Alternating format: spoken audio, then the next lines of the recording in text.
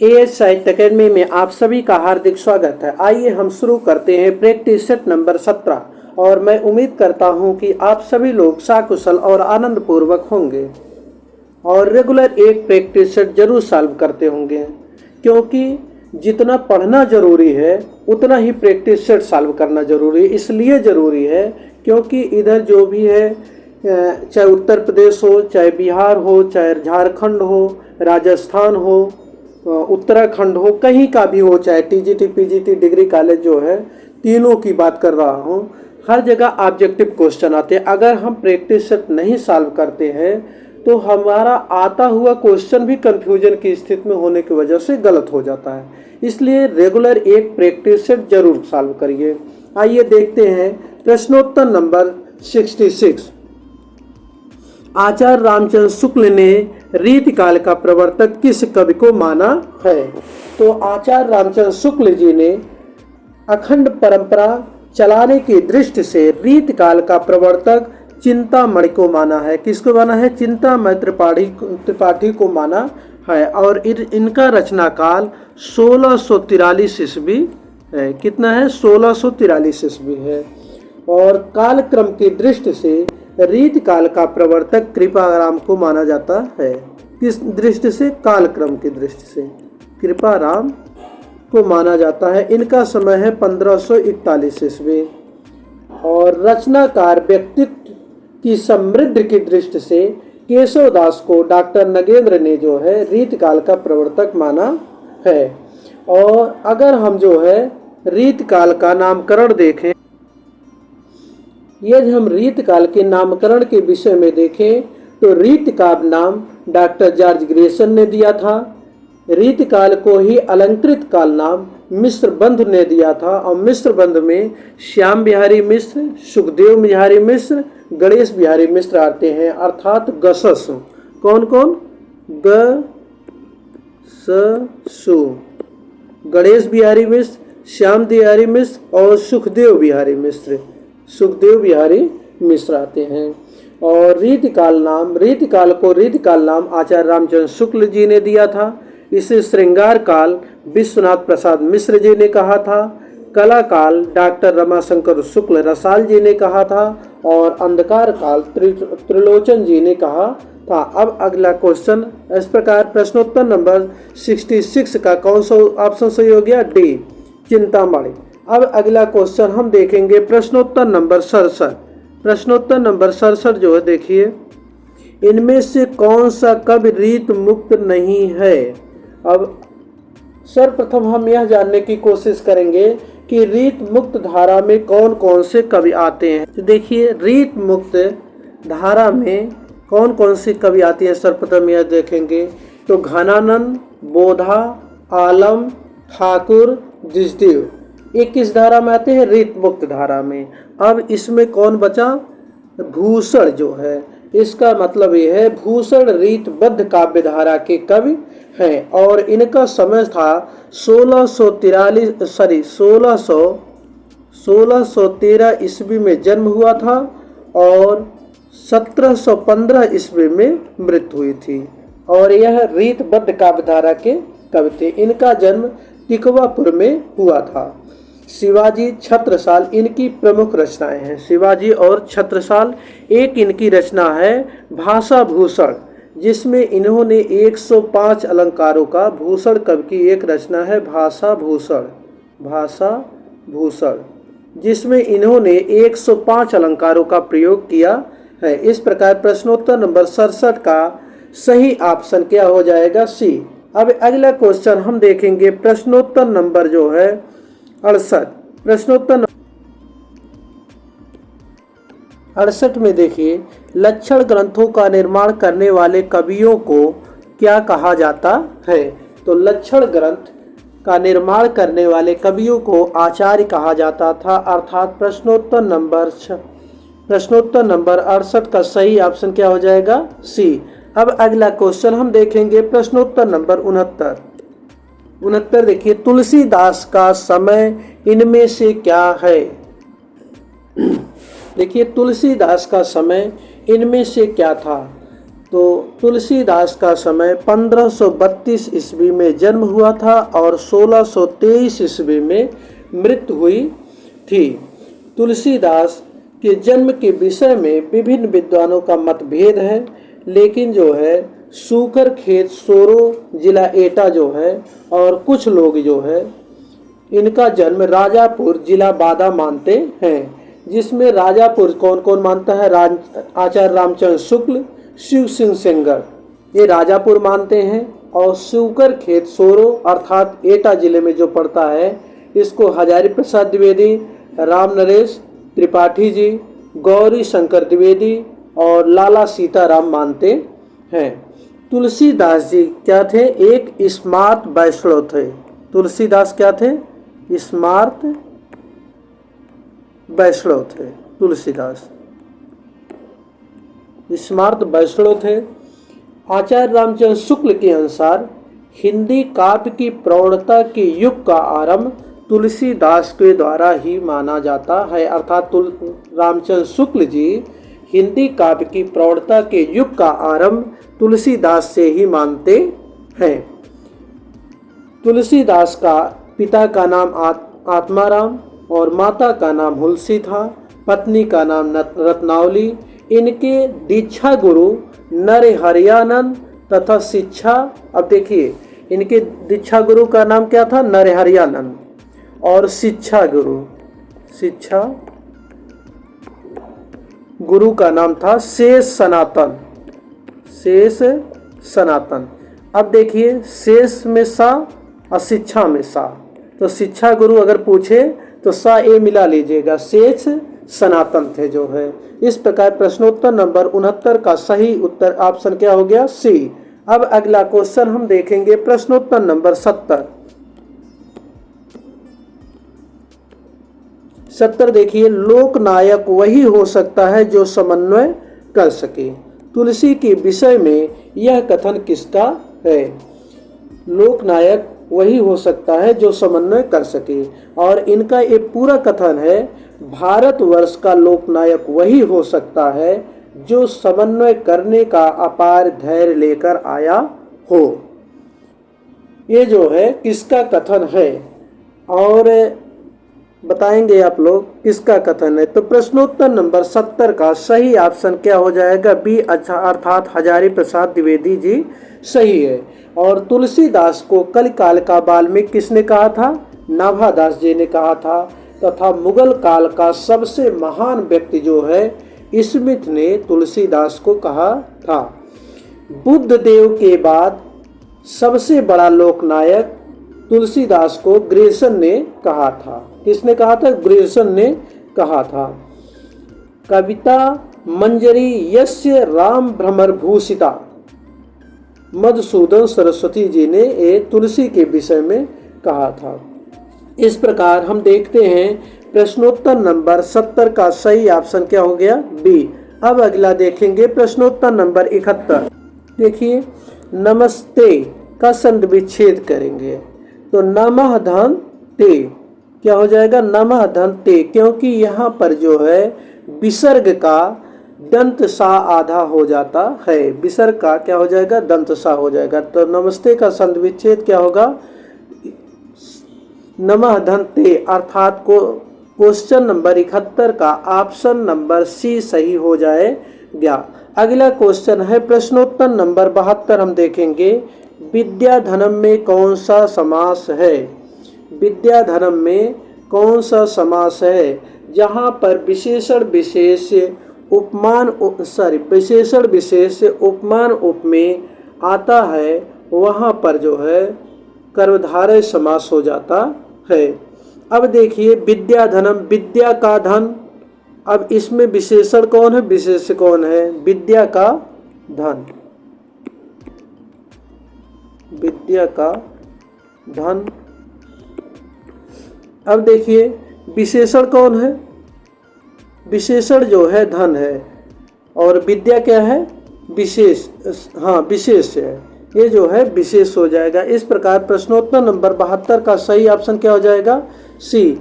अब अगला क्वेश्चन हम देखेंगे प्रश्नोत्तर नंबर जो है हम देखेंगे प्रश्नोत्तर नंबर 73। भयानक रस का अस्थाई भाव क्या होगा? भयानक रस का अस्थाई भाव, देखिए भयानक रस का अस्थाई भाव क्या होगा? तो भयानक रस का अस्थाई भाव क्या हो जाएगा? भय। और इसके जो है भय के, इसमें देवता कौन माना जाता है? काल। देवता, भय का देवता कौन माना जाता है? काल। वर्ण कौन सा होगा? कृष्ण। वर्ण कौन सा होगा? कृष्ण जो है।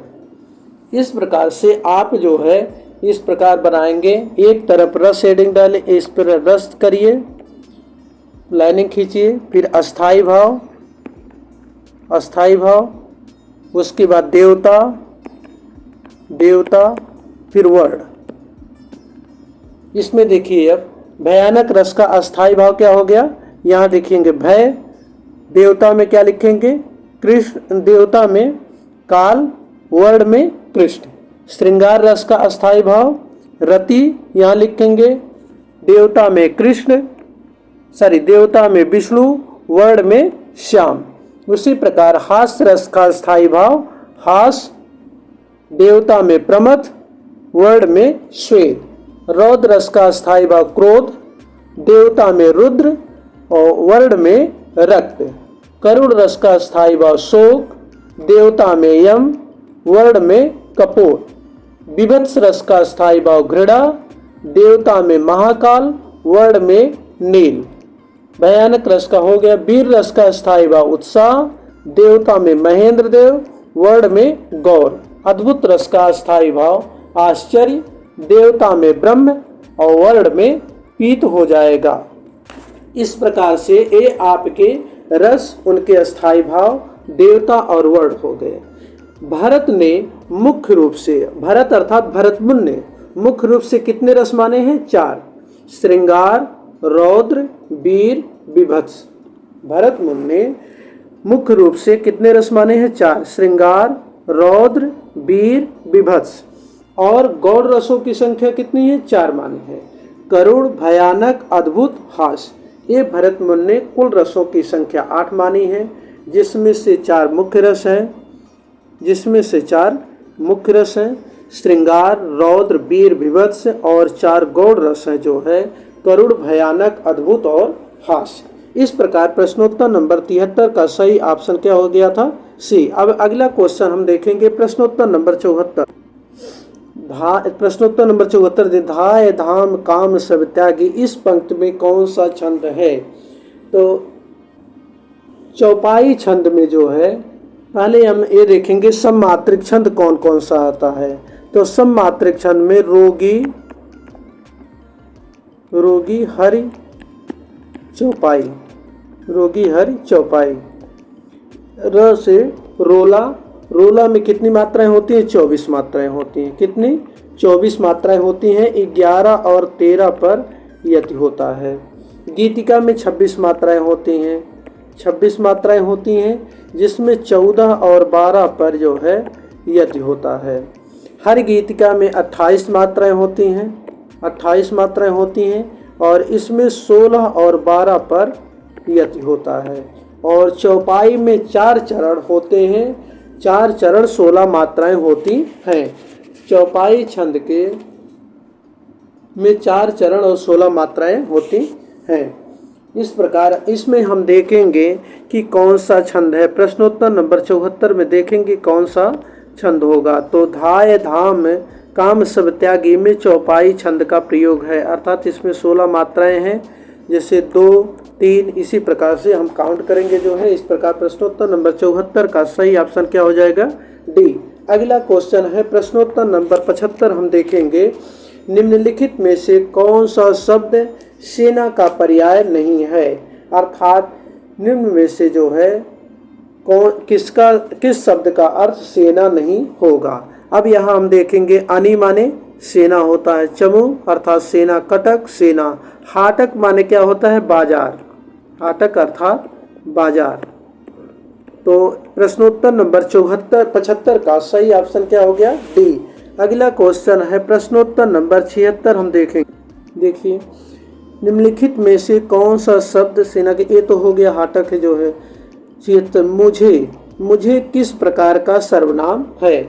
सर्वप्रथम यह हम देखेंगे सर्वनाम के भेद कितने होते हैं। तो सर्वनाम के भेद कितने होते हैं? 6 होते हैं। पुरुषवाचक सर्वनाम, निजवाचक सर्वनाम, निश्चयवाचक सर्वनाम, अनिश्चयवाचक सर्वनाम, संबंधवाचक सर्वनाम और कौन होते हैं? प्रश्नवाचक सर्वनाम। और सर्वनामों की संख्या कितनी होती है? सर्वनामों की संख्या 11 होती है। भेद 6 और सर्वनामों की संख्या 11। जैसे मैं, तू, आप, यह, वह, जो, सो, कोई, कुछ, कौन, क्या, ये जो है सर्वनामों की संख्या 11 होती है। अब पुरुषवाचक सर्वनाम के 3 भेद होते हैं। पुरुषवाचक सर्वनाम के कितने भेद होते हैं? 3 होते हैं। उत्तम पुरुष, मध्यम पुरुष और अन्य पुरुष। तो उत्तम पुरुष में कौन कौन आता है? लेखक या वक्ता। जैसे मैं, हम, मुझे, ये क्या हो जाएगा? उत्तम पुरुषवाचक सर्वनाम हो जाएगा। मैं, हम, मुझे क्या है? उत्तम पुरुषवाचक सर्वनाम हो जाएगा। मध्यम पुरुष में क्या आता है? आप, तू, तुम, पाठक या श्रोता भी जिसे कहते हैं, ये मध्यम पुरुष में आते हैं। अन्य पुरुष में कौन आता है? जो सुनता है। जैसे वह, वे, यह, ये जो है अन्य पुरुषवाचक सर्वनाम में आते हैं। इस प्रकार प्रश्नोत्तर नंबर 76 का कौन सा ऑप्शन सही हो जाएगा? ए, यह उत्तम पुरुषवाचक सर्वनाम है। अब अगला क्वेश्चन है प्रश्नोत्तर नंबर 77 हम देखेंगे। देखिए प्रश्नोत्तर नंबर 77, अनाम दास का पोथा किसकी रचना है? तो BCPA बसपा, बाल भट्ट की आत्मकथा, 4 चंद्रलेख, पुनर्नवा, अनाम दास का पोथा। हजारी प्रसाद द्विवेदी जी का उपन्यास है। किसका उपन्यास है? हजारी प्रसाद द्विवेदी जी का उपन्यास है। अर्थात प्रश्नोत्तर नंबर 77 का सही ऑप्शन क्या हो जाएगा? ए। अब अगला क्वेश्चन हम देखेंगे प्रश्नोत्तर नंबर 78। देखिए प्रश्नोत्तर नंबर 78 जो है, इंदिरा पथ किसे कहा जाता है? सर्वप्रथम हम यहाँ यह देखेंगे इंदिरा का अर्थ क्या होता है। इंदिरा का अर्थ क्या होता है? तो इंदिरा का अर्थ होता है लक्ष्मी। क्या होता है? लक्ष्मी। लक्ष्मी के पति कौन थे? विष्णु। अर्थात इंदिरा पद का अर्थ क्या हो जाएगा? विष्णु। अर्थात प्रश्नोत्तर नंबर 78 का सही उत्तर क्या हो जाएगा? बी। अगला क्वेश्चन हम देखेंगे प्रश्नोत्तर नंबर 79। देखिए, निम्नलिखित में से कौन सा शब्द कंधा का समानार्थी है? कंधा का समानार्थी कौन सा है? तो अंश माने क्या होता है? कंधा। और अंश माने क्या होता है? भाग या हिस्सा। भाग या हिस्सा। भाग या हिस्सा होता है। अर्थात प्रश्नोत्तर नंबर 79 का सही ऑप्शन क्या हो जाएगा? डी। अब अगला क्वेश्चन है, देखिए निम्नलिखित में से कौन सा शब्द कंधा का समानार्थी है? तो कौन हो जाएगा? अंश माने कंधा होता है और इस अंत का अर्थ भाग या हिस्सा। अर्थात प्रश्नोत्तर नंबर 79 का सही उत्तर क्या हो जाएगा? डी। अगला क्वेश्चन है प्रश्नोत्तर नंबर 80, घुड़दौड़ शब्द किन 2 पदों के योग से बना है? प्रश्नोत्तर नंबर 80 में देखेंगे घुड़दौड़ शब्द किन 2 पदों के योग से बना है? तो यह घोड़ा धन दौड़ किन शब्दों से? घोड़ा धन दौड़ अर्थात घोड़ों की दौड़ शब्द से बना है। अर्थात प्रश्नोत्तर नंबर 80 का सही उत्तर हो जाएगा ए। अगला क्वेश्चन हम देखेंगे प्रश्नोत्तर नंबर 81। निम्नलिखित में से कौन सा एक शब्द हाथी का पर्याय नहीं है? हाथी का पर्याय नहीं है, ये हम देखेंगे। तो इसमें हम देखेंगे 81 में कौन सा शब्द हाथी का पर्याय नहीं है। तो अब देखिए हाथी का पर्याय तरड़ी नहीं होगा, क्योंकि तरड़ी माने क्या होता है? नाव। और द्वीप, द्विरद, सिंदूर, इन तीनों जो है तीनों हाथी का पर्याय है। अर्थात प्रश्नोत्तर नंबर 81 का सही ऑप्शन क्या हो जाएगा? सी। अगला क्वेश्चन है प्रश्नोत्तर नंबर 82 हम देखेंगे, समारोह का आरंभ दीप प्रज्वलन से होगा। इनमें से रेखांकित शब्द का शुद्ध रूप क्या होगा? यहाँ पर यह देखना है प्रज्वलन का शुद्ध रूप क्या होगा। जैसे उज्जवल होता है, जैसे देखिए उज्जवल है, उज्जवल।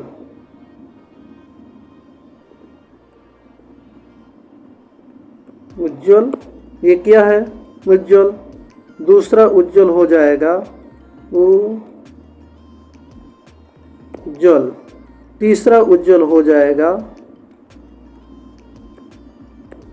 अब इसमें सही क्या है तीनों में, तो तीनों में सही क्या है, ए उज्ज्वल सही है जो है। अब यहाँ पर हम देखेंगे, लेकिन यहाँ पर इसका इसे उल्टा है, प्रज्वलन में जो है कौन सा ऑप्शन सही हो जाएगा, अर्थात 82 का शुद्ध रूप क्या है, प्रज्वलन का बी है। बी जो है 82 का शुद्ध रूप है। अगला क्वेश्चन हम देखेंगे प्रश्नोत्तर नंबर 83। देखिए 83 देखिए, पेट में दाढ़ी होना का उपयुक्त अर्थ है, अर्थात पेट में ही दाढ़ी हो जाए। पेट में ही, बच्चा कहाँ रहता है बचपन में, पेट में रहता है, मतलब जब पेट में ही रहे तभी उसे सब कुछ नॉलेज हो जाए, जानकारी हो जाए, अर्थात बचपन से ही बुद्धिमान होना। पेट में दाढ़ी होना का अर्थ क्या होगा, बचपन से ही बुद्धिमान होना, अर्थात प्रश्नोत्तर नंबर 83 का सही ऑप्शन क्या हो जाएगा, सी। अगला क्वेश्चन है प्रश्नोत्तर नंबर 84। भारतीय सौंदर्य शास्त्र की भूमिका नामक ग्रंथ के लेखक कौन है, तो भारतीय सौंदर्य शास्त्र की भूमिका नामक ग्रंथ के लेखक कौन हो जाएंगे, तो डॉक्टर नगेंद्र जी हैं। भारतीय सौंदर्य शास्त्र की भूमिका के लेखक डॉक्टर नगेंद्र हैं, अर्थात प्रश्नोत्तर नंबर 84 का सही ऑप्शन क्या हो जाएगा, डी हो जाएगा। अगला क्वेश्चन है प्रश्नोत्तर नंबर हम 85 देखेंगे।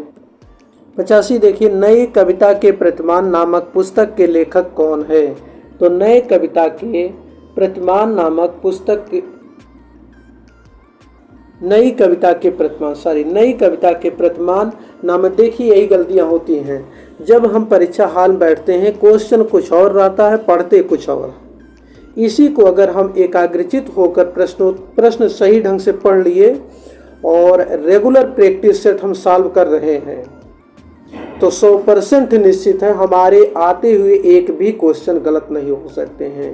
और जब एकाग्रचित हम नहीं होते हैं, क्वेश्चन कुछ और लिखा रहता है और पढ़ते हम कुछ और हैं, तब जो है निश्चित गलत होता है। जैसे हम यहाँ पर लिखा हुआ नई कविता के प्रतिमान और हम पढ़ रहे हैं नई कविता के प्रतिमान, क्वेश्चन गलत पढ़ रहे हैं कि नहीं। अगर यह भी पढ़ लें नई कविता के प्रतिमान के लेखक नहीं है, अब कई ऑप्शन मिलने लगेगा, जब कई ऑप्शन मिलने लगता है तो कंफ्यूजन की स्थिति में किसी को मार के चल दिए। लेकिन अगर हम प्रश्न सही पढ़ रहे हैं, नई कविता के प्रतिमान नामक पुस्तक के लेखक कौन हैं, तो इसमें सही उत्तर हो जाएगा लक्ष्मीकांत वर्मा जी हैं, अर्थात प्रश्नोत्तर नंबर 85 का सही ऑप्शन क्या हो जाएगा, बी। अगला क्वेश्चन है, कविता के नए प्रतिमान के लेखक कौन है, डॉक्टर नामवर सिंह। नई कविता के प्रतिमान लक्ष्मीकांत वर्मा और कविता के नए प्रतिमान डॉक्टर नामवर सिंह जी हैं। अगला क्वेश्चन हम देखेंगे प्रश्नोत्तर नंबर 86। द्रवहुसो दशरथ अजीर बिहारी में रेखांकित शब्द का क्या अर्थ होगा। रेखांकित कौन है, अजीर। तो अजीर का अर्थ इसमें पूछ रहा है, अजीर का अर्थ क्या होगा, अजीर का अर्थ क्या हो जाएगा। तो अजीर का अर्थ जो है आंगन होगा, क्या हो जाएगा, आंगन होता है। द्रवहुसो दशरथ अजीर बिहारी। अब अगला क्वेश्चन हम देखेंगे प्रश्नोत्तर नंबर 87। देखिए, मैं आपके उज्जवल भविष्य की कामना करता हूँ। इस वाक्य में रेखांकित कौन है, उज्जवल। इस वाक्य में रेखांकित शब्द की शुद्ध वर्तनी होगी। अभी आप लोगों को उज्जवल और प्रज्वलन दोनों का बताया गया था। तो उज्जवल जो है शुद्ध रूप क्या हो जाएगा, ए। ये क्या हो जाएगा, अर्थात प्रश्नोत्तर नंबर 87 का सही ऑप्शन क्या हो जाएगा, ए। और प्रज्वलन का शुद्ध रूप क्या है, प्रज्वलन। ये जो है प्रज्वलन का शुद्ध रूप है और उज्जवल का जो है ए हो जाएगा। 87 का अर्थात 87 का सही ऑप्शन क्या हो जाएगा, ए। अगला क्वेश्चन है प्रश्नोत्तर नंबर 88। यहाँ अनेक अभिज्ञ जन विद्यमान हैं, क्या इस तथ्य की जानकारी हो सकती है। इस वाक्य में अभिज्ञ शब्द का विपरीतार्थक क्या होगा। इस वाक्य में अभिज्ञ शब्द का विपरीतार्थक क्या हो जाएगा। तो अभिज्ञ का विपरीतार्थक क्या हो जाएगा, अनभिज्ञ। अभिज्ञ का विपरीतार्थक अनभिज्ञ, अर्थात प्रश्नोत्तर नंबर 88 का सही उत्तर क्या हो जाएगा? बी। अगला क्वेश्चन हम देखेंगे प्रश्नोत्तर नंबर 89 अर्थात 89। देखिए, सूर्योदय में कौन पक्षी प्रसन्न होता है? तो सूर्योदय में चक्रवाक पक्षी प्रसन्न होता है, अर्थात प्रश्नोत्तर नंबर 89 का ये ऑप्शन सही है। प्रश्नोत्तर नंबर 90 देखेंगे हम, आपको नियमित दवा लेनी चाहिए। इस वाक्य में किस प्रकार की अशुद्धि है? अब यहाँ आप बताइए कि आपको नियमित दवा लेनी चाहिए या लेना चाहिए? तो क्या हो जाएगा? लेनी चाहिए। तो यहाँ पर किस प्रकार की अशुद्धि है? क्रिया संबंधी अशुद्धि है, अर्थात प्रश्नोत्तर नंबर 90 का सही ऑप्शन क्या हो जाएगा? सी हो जाएगा, क्रिया संबंधी अशुद्धि। वह चलते चलते अचानक रुक गया। इस वाक्य में रेखांकित शब्द क्या है? रेखांकित कौन है? अचानक को रेखांकित किया गया है। अब यहाँ सर्वप्रथम हम यह देखेंगे क्रिया कौन है? रुक गया, ये क्या है? क्रिया है। और क्रिया की भी विशेषता बताने वालों को क्या कहते थे? क्रिया विशेषण। क्रिया की विशेषता, वह चलते चलते रुक गया, क्रिया हो गया रुक गया जो है। और क्रिया की विशेषता बताने वाले को क्रिया विशेषण कहते हैं। वह कैसे रुका? अचानक। तो अचानक यहाँ पर क्या हो जाएगा? क्रिया विशेषण, अर्थात प्रश्नोत्तर नंबर 99 का सही ऑप्शन क्या हो जाएगा? डी। अभी आप लोगों को जो है अब अच्छा अगला देखिए, बाद में जो है इसी के बाद आपको क्रिया जो है चैप्टर पूरा पढ़ाया जाएगा। देखिए बाद में प्रश्नोत्तर नंबर 92 देखिए, मेरे घर से आपका घर 5 किलोमीटर दूर है। इस वाक्य में कौन सा कारक होगा? जैसे कारक और उनकी हम देखेंगे चिन्ह जो है, कर्ता ने कर्म को करण से के द्वारा, संप्रदान को के लिए, अपादान से अलगाव। जहाँ पर अलगाव का चिन्ह प्रकट होता है या जहाँ पर अलगाव का भाव प्रकट होता है वहाँ पर अपादान कारक होता है। जैसे मेरे घर से आपका घर 5 किलोमीटर दूर है। कितना दूरी है? 5 किलोमीटर जो है, अर्थात यहाँ पर अलगाव का भाव प्रकट हो रहा है। इसलिए प्रश्नोत्तर नंबर 92 में कौन सा कारक हो जाएगा? तो प्रश्नोत्तर नंबर 92 अपादान कारक हो जाएगा। प्रश्नोत्तर नंबर 92 अपादान कारक हो जाएगा, अर्थात 92 का सही ऑप्शन क्या हो जाएगा? डी। अगला क्वेश्चन है प्रश्नोत्तर नंबर 92 का सही ऑप्शन डी। 92 का सही ऑप्शन क्या हो गया? डी जो है। अब अगला प्रश्नोत्तर नंबर 93 से लेकर 125 क्वेश्चन जो है आपको जो है टेस्ट संख्या 18 में बताया जाएगा, अर्थात कल अर्थात आज 20 सितंबर है, 21 सितंबर को ये पेपर सॉल्व कराया जाएगा। आप सभी लोगों को बहुत बहुत धन्यवाद जो है वीडियो पूरा देखने के लिए। और मेरी सिर्फ इतनी प्राथमिकता है, जिस प्रकार से हम लोग जो है सफल हुए हैं उसी प्रकार से आप लोग भी रेगुलर मेहनत करिए और जल्दी से जल्दी, अर्थात जब भी पेपर हो, कहीं का भी पेपर हो, कहीं का भी मत छोड़िए जो है और सफल हो। लड़कियों के लिए थोड़ा सा बहाने और जो हमारी हैं उनके लिए थोड़ी दिक्कत है अदर स्टेट में जाने के लिए, लेकिन और किसी को नहीं, क्योंकि सर्वप्रथम प्राथमिकता हमारी क्या होनी चाहिए? रोजगार। रोजगार मिल गया उसके बाद कोई समस्या नहीं है।